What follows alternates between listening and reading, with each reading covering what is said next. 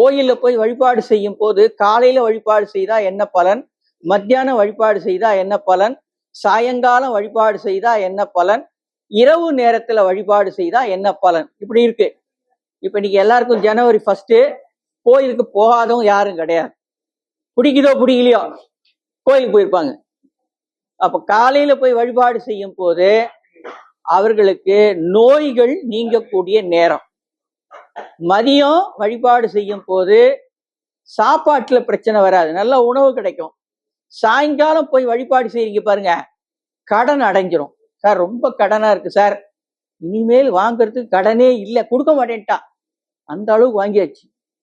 இந்தியாவை பத்தி ஒரு குறிப்பு எழுதுனாங்க, ஒரு பையன் சொன்னான், இந்தியாவை சுற்றி 3 பக்கம் கடல் இருக்கிறது, 4 பக்கம் கடன் இருக்கிறதுனாங்க.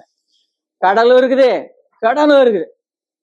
அப்ப கடன் அடையணும் அப்படின்னா எப்ப போய் வழிபாடு செய்யணும்? மாலை நேரம் 6 மணிக்கு போய் கோயில ஒரு 11 முறை சுத்தி வரணும். நீங்க பிரகாரத்தை 11 முறை சுத்தி வரணும். இரவு பள்ளியறை பூஜை இருக்குல்ல, அந்த நேரத்துக்கு இரவு பள்ளியறை பூஜை 8:30, 9, 9:30 இந்த 3 டைம்ல ஏதாவது ஒண்ணு பண்ணுவாங்க. அந்த நேரம் சென்று வழிபாடு செய்தால் என்ன பயன் கிடைக்கும் அப்படின்னு கேட்டாங்க.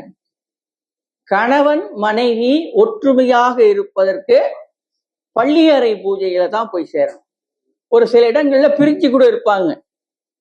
இப்பெல்லாம் ஒரு வக்கீல் கிட்ட போய் கேட்டாங்க, சார் நாங்க விவாகரத்துக்கு பண்ணிக்கலான் இருக்கோம்.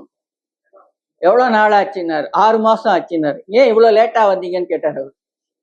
6 மாசம் வந்ததே லேட்டுங்கிறான். இப்போ ஒரு ஸ்கூல்ல போய் பையனுக்கு அட்மிஷன் கேட்டான், எல்கேஜிக்கு. பையனுக்கு என்ன வயசுன்னு கேட்டாங்க. 2.25 ஆகுது. இப்பெல்லாம் பிறந்த உடனே வந்துடணும், இவ்வளவு லேட்டா வரீங்க அப்படின்னா. இப்ப எல்லாம் எப்படின்னா ரொம்ப ஃபாஸ்ட் வேர்ல்டு. இந்த ஃபாஸ்ட் வேர்ல்ட்ல பட்டிமன்றங்களை சொல்லுவாங்க, பொண்டாட்டி சமையலுக்கும் அம்மா சமையலுக்கு என்ன வித்தியாசம்? சுட சுட போட்டா அம்மா, சுட வச்சு போட்டா பொண்டாட்டி. குக் பண்ணி சாப்பிட்டா அம்மா, புக் பண்ணி சாப்பிட்டா பொண்டாட்டி.